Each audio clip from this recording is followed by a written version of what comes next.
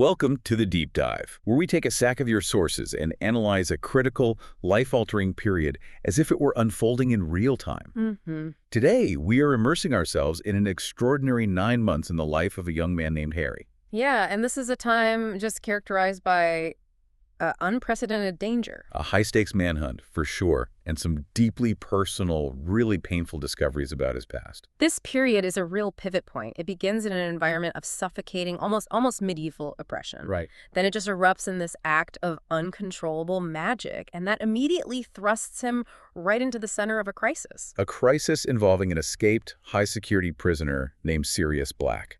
And our sources detail the relentless emotional, physical, and, political pressures that are just exerted on him from all sides. So our mission today is not just to recount the story.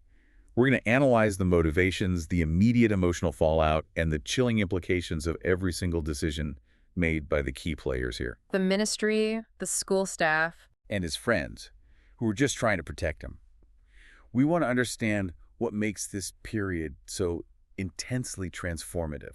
Okay, so let's unpack this, starting right at the moment of peak domestic tension. The Dursleys. The Dursleys. Yeah. We begin with Harry right at the breaking point of his highly unusual domestic life. Yeah. It's the middle of the night, just before his 13th birthday, and he is lying under his blankets with a flashlight.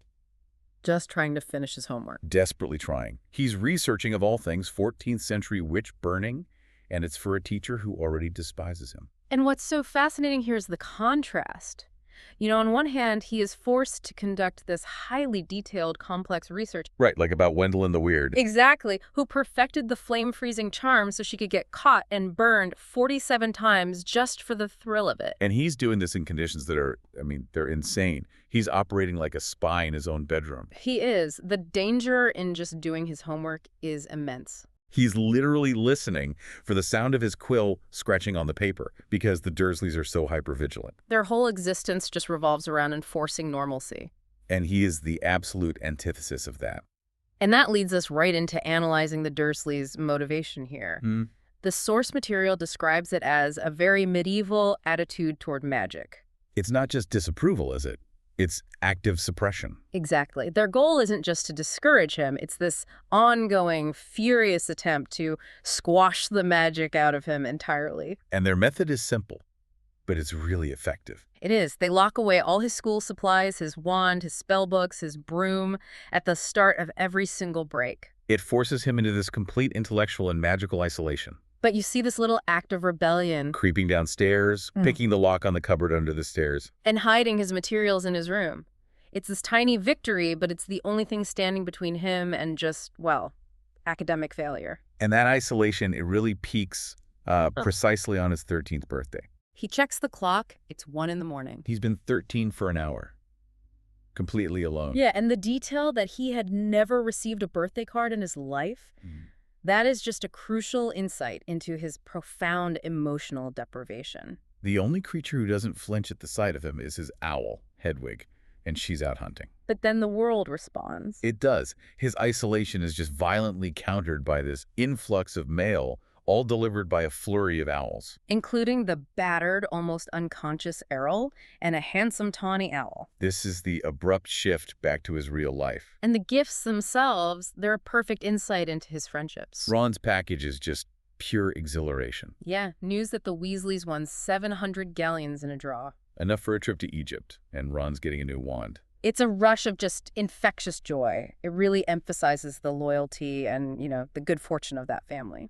And then there's Hermione's gift, which is just so thoughtful. So practical. A sleek black broomstick servicing kit. Fleetwood's high finish handle polish, a tiny brass compass. It's a clear, elegant acknowledgement of his passion for Quidditch. Which is his only true escape, really, outside of his friends.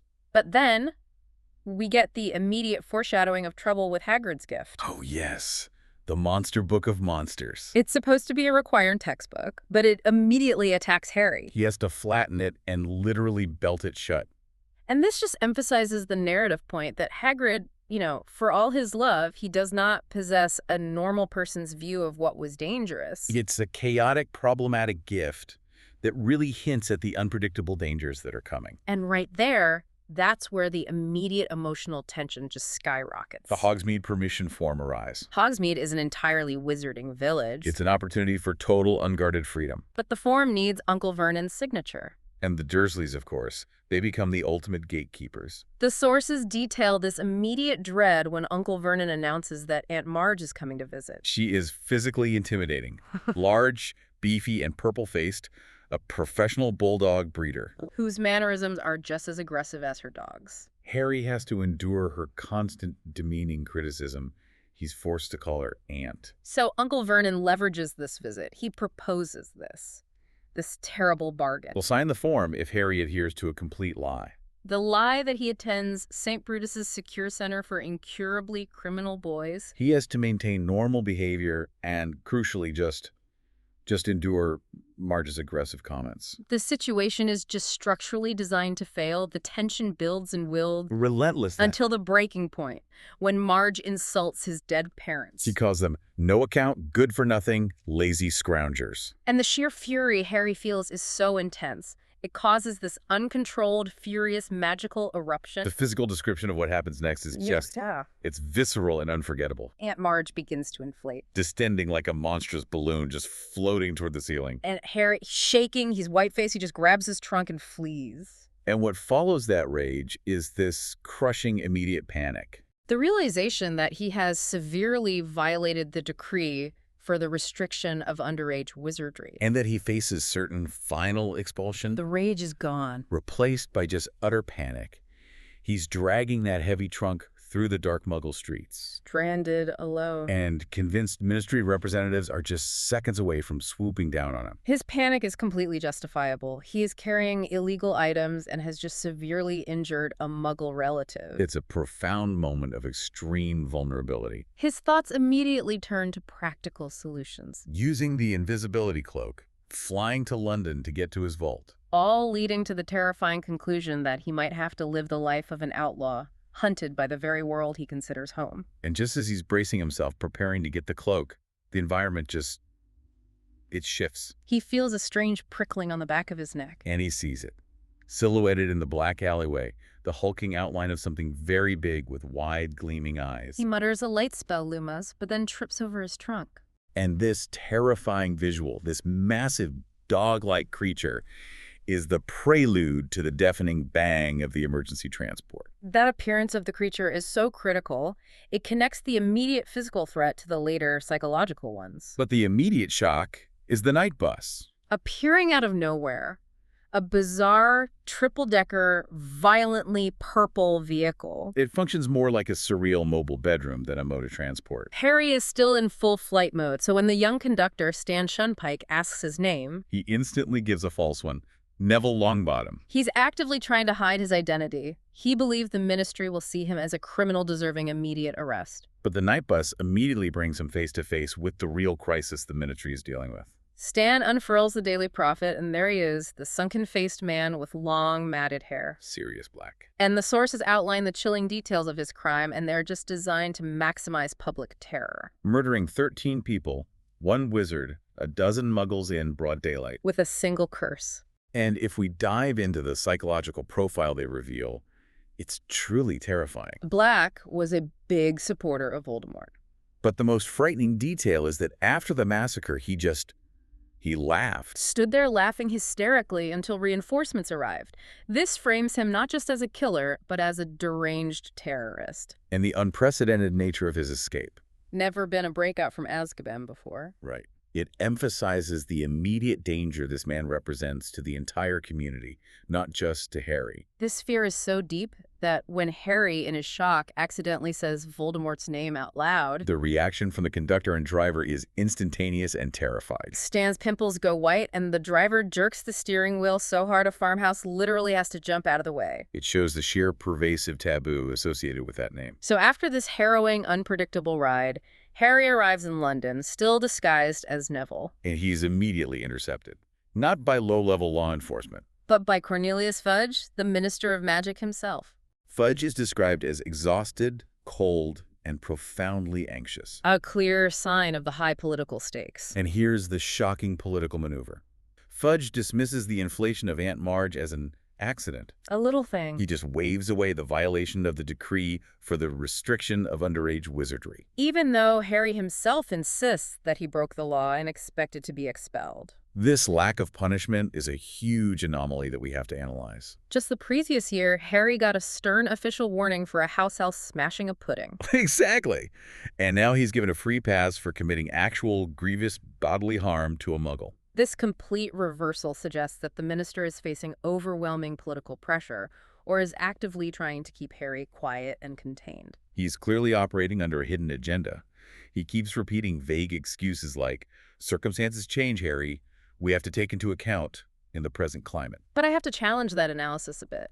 If Fudge is genuinely afraid of Black targeting Harry, wouldn't it be safer to take Harry into official custody? Or at least keep him far away from Hogwarts. Yeah. Letting him wander freely in Diagon Alley seems incredibly risky. What does that tell us about Fudge's real priority? I think it tells us his priority is political quiet. Okay. If he arrests the famous young man, it brings the serious Black story and the Azkaban failure right into the public spotlight. So by dismissing the infraction, he keeps Harry contained. But free of official paperwork. Yeah. And he quietly places him under the soft surveillance of the innkeeper, Tom. It's a political compromise.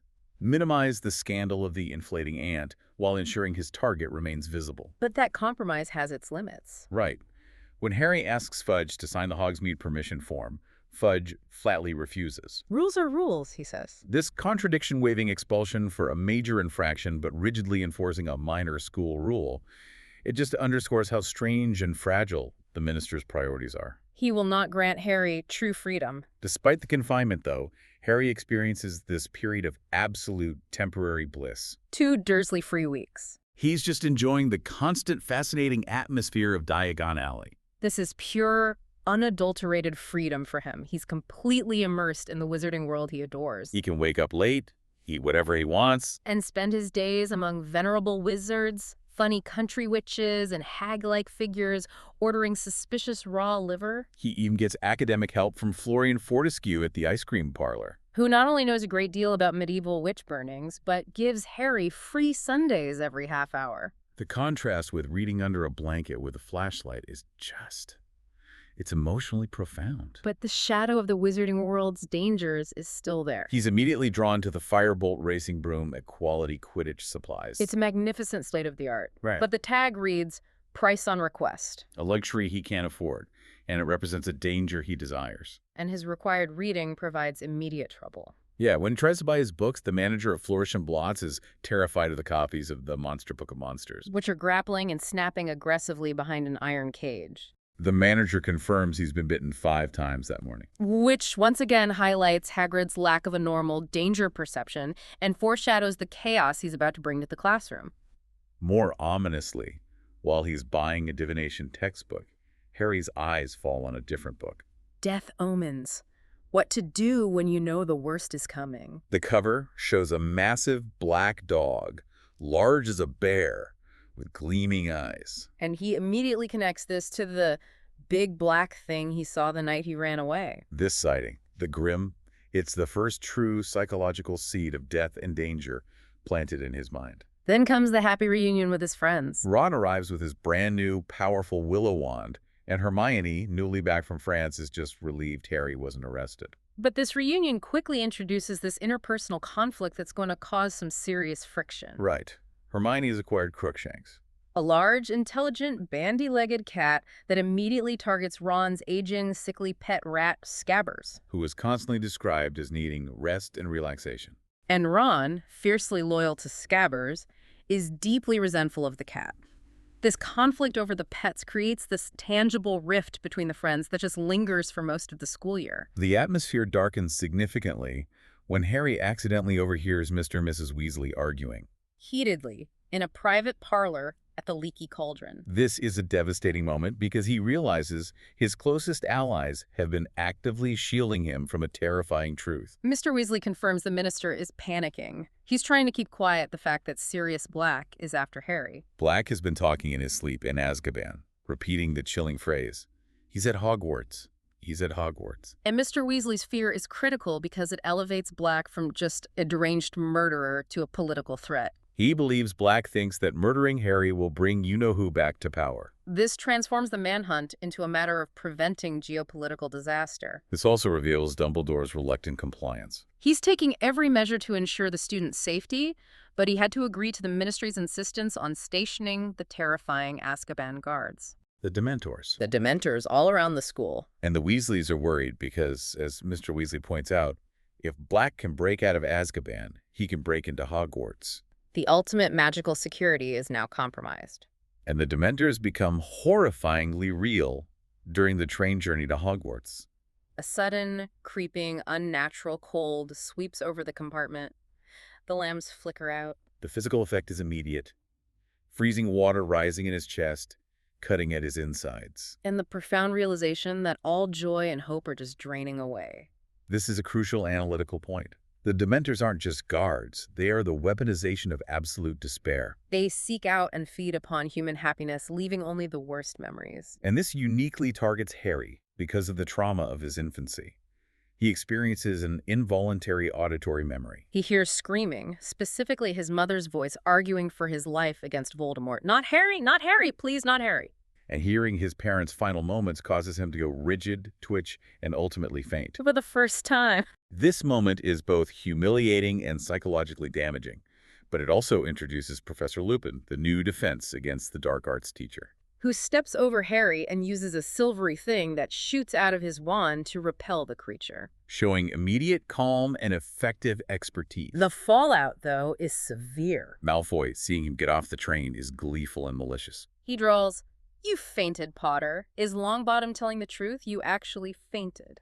The humiliation is profound, despite Lupin's quick intervention. Harry carries the shame of his body betraying him under the Dementors' attack. So the school year immediately brings new conflicts and an escalation in staff tensions. Particularly surrounding Hagrid's new role as the Care of Magical Creatures teacher. Hagrid's enthusiasm is contagious, but his judgment remains, well, severely impaired. His first lesson uses hippogriffs. Magnificent but intensely proud creatures like Buckbeak. And they require a degree of respect and understanding that is far beyond the typical first lesson. The accident is entirely engineered by malice. Malfoy ignores all instructions for respecting the hippogriff. He calls Buckbeak an ugly brute. And in a flash of steely talons, Malfoy gets a long, deep gash on his arm. And Malfoy, Crabbe, and Goyle immediately weaponize this injury. Malfoy dramatically exaggerates the severity, yelling, "I'm dying, it's killed me." This isn't just a student prank.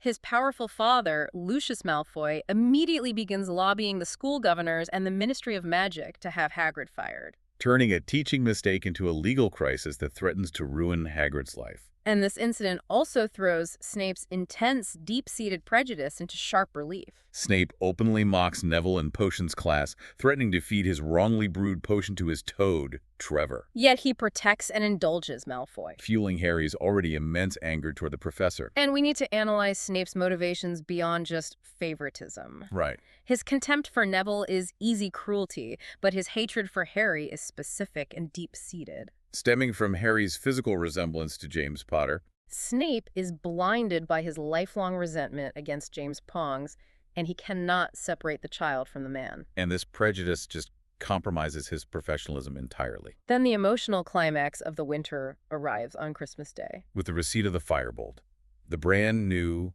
highly expensive, international standard racing broom. It arrives anonymously, no card, creating this moment of pure, dangerous temptation. Hermione's reaction is the crucial analytical pivot here. Her immediate, profound suspicion is based on pure logic. Only someone with bad intentions, like Sirius Black, would send such an untraceable, costly gift to Harry. Her fear is that it's a booby trap, a hex designed to injure or capture him. And Ron just dismisses this logical fear, which results in this massive conflict over trust. Hermione's practical fear leads her to notify Professor McGonagall, who, recognizing the serious potential danger from an escaped prisoner, immediately confiscates the Firebolt for anti-jinx testing. And this causes a massive rift within the trio. It pits logic and safety Hermione against loyalty and desire Ron and Harry. Then, the true horror of Black's betrayal is revealed to Harry. Shortly after, hidden under his invisibility cloak in the Three Broomsticks pub, he overhears the Minister, McGonagall, and Hagrid discussing Black's actions. And this is the devastating revelation. Black was not just a supporter of Voldemort. He was James and Lily Potter's secret keeper. This isn't just about association, it's about the deepest possible breach of trust. He was their best friend, the man in the wedding photo.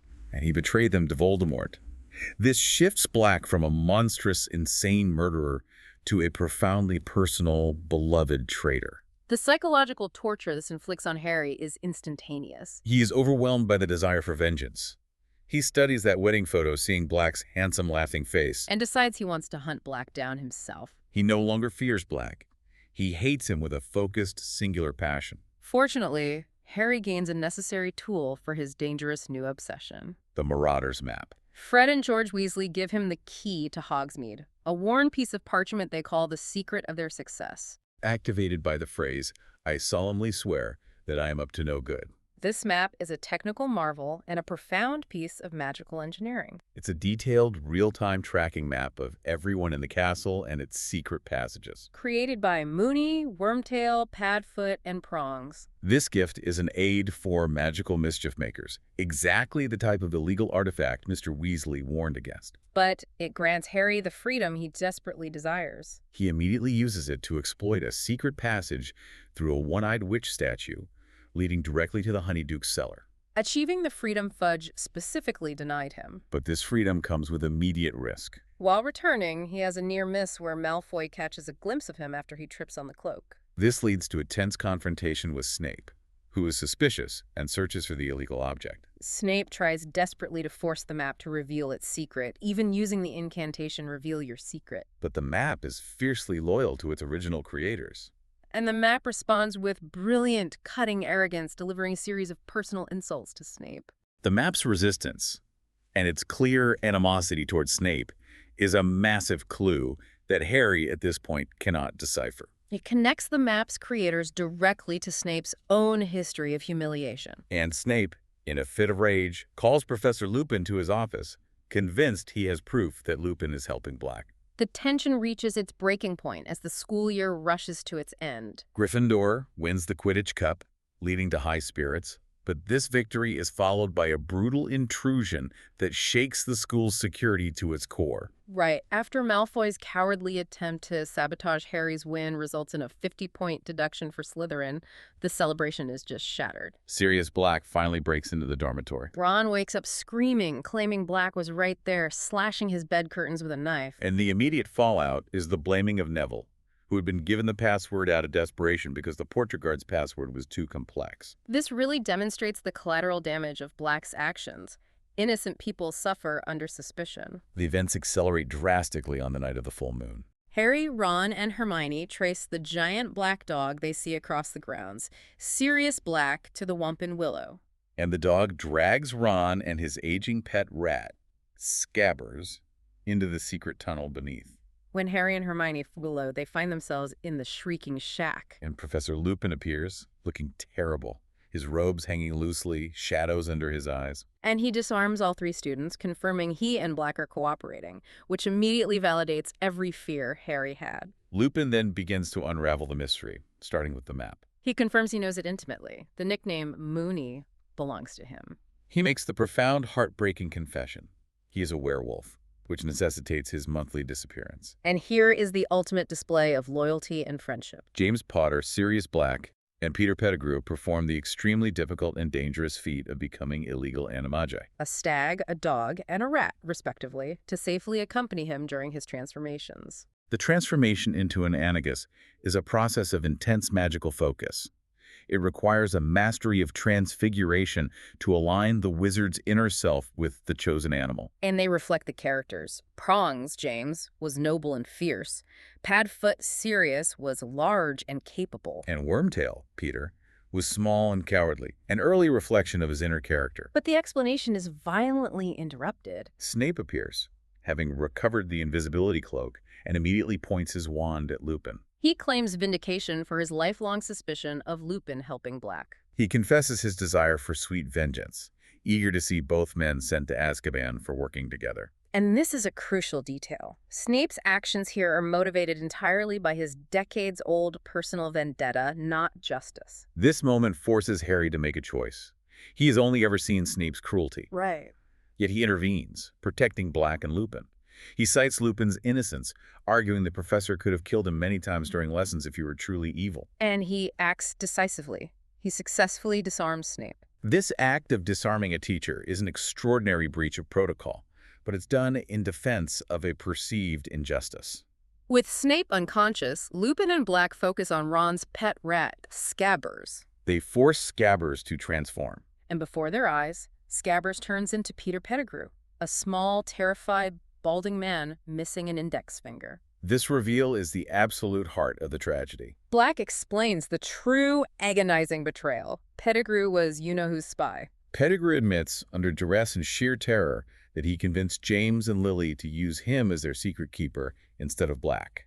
We have to pause to understand the magical mechanics here. The Fidelius charm places a secret inside a human soul, the secret keeper. Right, so as long as the keeper refuses to reveal the location, the target, James and Lily's house, is absolutely invisible and unfindable. By switching the keeper to Pettigrew, they thought they were minimizing risks, making Black the decoy. Pettigrew's betrayal wasn't just a simple leak of information. It was the catastrophic failure of the ultimate magical security mechanism. Facilitated by a supposedly trusted friend. And Black reveals the heartbreaking self-blame. He had suggested the switch himself, believing Pettigrew would be the least suspected. And Pettigrew, to escape detection, had faked his own death. Cutting off his own finger to serve as evidence. And framed Black, then spent 12 years hiding as a family pet. The immediate reaction from Black and Lupin is just furious, vengeful determination. They prepare to kill Pettigrew for his absolute treachery and the years of injustice. Black feels vindicated, but also desperate for final closure. And this is where Harry's moral agency truly solidifies. He stops them. He stands between the two men who represent the closest thing he has to family and the sniveling traitor. He states fiercely that he is doing this not for Pettigrew, but because his father wouldn't have wanted them to become killers. Pettigrew must be handed over to the Dementors for justice. That decision rejecting vengeance in favor of the rule of law, even for the most unforgivable crime, is a defining moment for Harry. It separates him entirely from the methods of the villains he fights. Overcome with emotion and relief at his own vindication and Harry's protection, Black turns to his godson. With a look of startling, youthful happiness, he offers Harry a home. And Harry's reaction is just so immediate. Are you insane? Of course I want to leave the Dursleys. Have you got a house? When can I move in?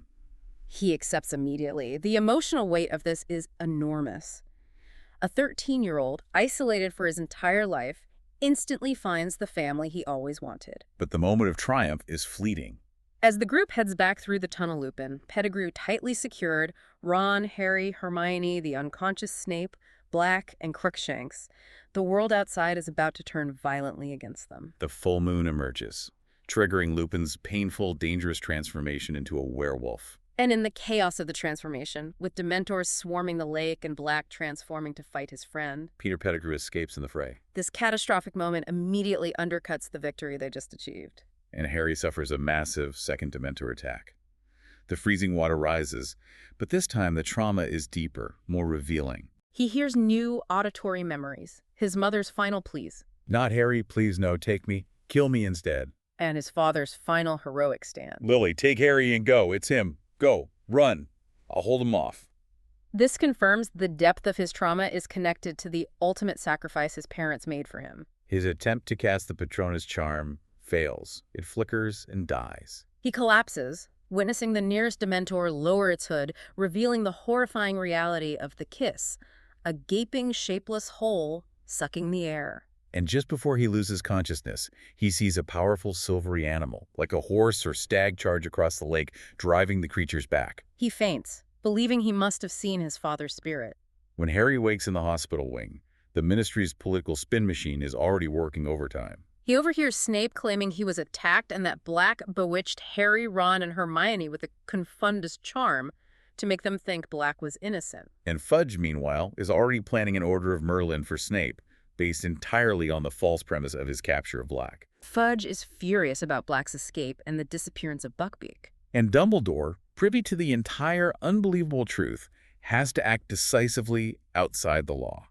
He gives Harry and Hermione a limited window to use a highly regulated device, the Time Turner. The Time Turner is the hourglass thing Hermione had been using to take impossible numbers of classes. This is a technical marvel that requires careful analysis. Its magic is incredibly dangerous because localized time travel risks massive temporal distortion. Dumbledore is entrusting a 13-year-old and a 14-year-old with the ultimate tool of paradoxol to save two innocent lives. His instruction is clear and chillingly specific. They must save two innocent lives. Buckbeak, who is moments from execution, and Black, who is currently awaiting the Dementor's kiss. Dumbledore knows the truth but can't prove it legally, so he relies on a risky private intervention. Harry and Hermione successfully use the device, going back hours, rescuing Buckbeak from the executioner McNair and waiting by the forest edge. And then Harry forces himself out of hiding and, in a moment of self-realization, understands that the powerful Patronus he saw across the lake earlier Was himself from the future. This self-rescue is profoundly empowering. Harry casts his own Patronus, solidifying the memory. It emerges as a magnificent, dazzling silver stag, confirming his connection to his father's animagus form, Prongs. This act drives away the Dementors, saving his past self in Black. It's a moment of pure, self-generated salvation. Demonstrating a mastery of magic previously thought impossible for someone his age. In the aftermath, the consequences are swift and rooted in petty vengeance. Snape, humiliated and disappointed over the Lost Order of Merlin, accidentally reveals Lupin's werewolf status to the students. And Lupin, prioritizing the safety of the children, resigns, despite being the best defense against the dark arts teacher the students ever had. Lupin confirms Harry's Patronus is a stag, linking Harry directly to his father's animagus form, Prongs. Solidifying Harry's connection to his family's legacy of loyalty and sacrifice. It gives Harry a tangible piece of his father's identity. But the personal victory is immediately overshadowed by a massive global threat. Harry tells Dumbledore about Professor Trelawney's second genuine prophecy, delivered in a cold, harsh voice. The Dark Lord lies alone and friendless. His servant will break free and set out to rejoin his master. The Dark Lord will rise again with his servant's aid, greater and more terrible than ever he was. The implication is dire and immediate. In correcting the monumental injustice of freeing Black, they have unintentionally unleashed Peter Pettigrew, the true catalyst. Who is now free to bring Voldemort back to full power. This is a classic example of unintended consequences, dramatically altering the equilibrium of the world. The year ends on a note of deep personal triumph, mixed with profound global anxiety. Harry receives a letter from the now-free Sirius Black, confirming he is safe, offering Ron the little Scabbers substitute owl, Pidwidgeon. And in closing, the officially signed Hogsmeade permission form. The freedom that was originally denied by Fudge is now granted by his fugitive godfather. Harry uses this new confidence immediately. When confronted by Uncle Vernon at the train station, he grins broadly as he tells his uncle his best friend is a convicted murderer who likes to keep in touch with me. He is no longer the timid victim of psychological abuse. He now has a fierce, powerful guardian, even if that guardian is currently a fugitive. What a profound and immediate shift this year has wrought.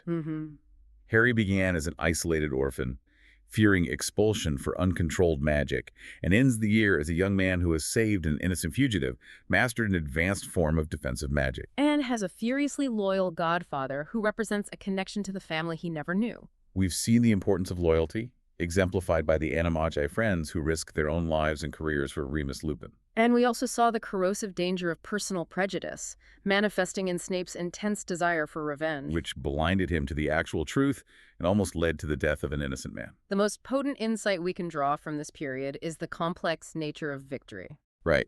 In correcting a monumental injustice-freeing Black, they have unwittingly activated a far greater threat. Pettigrew, the true villain, is now free and actively seeking to rebuild the power of the most evil force in the world. This raises the critical question for the future. Harry is safer from the immediate localized threat of Black, but the landscape of the world has changed dramatically. Pettigrew's escape means the dark side now has a clear path and a capable servant dedicated to bringing their master back. Can Harry truly ever find stability now that the Dark Lord's servant is free to begin the next phase of global conflict? That knowledge and the freedom of Pettigrew will certainly alter the world's equilibrium dramatically.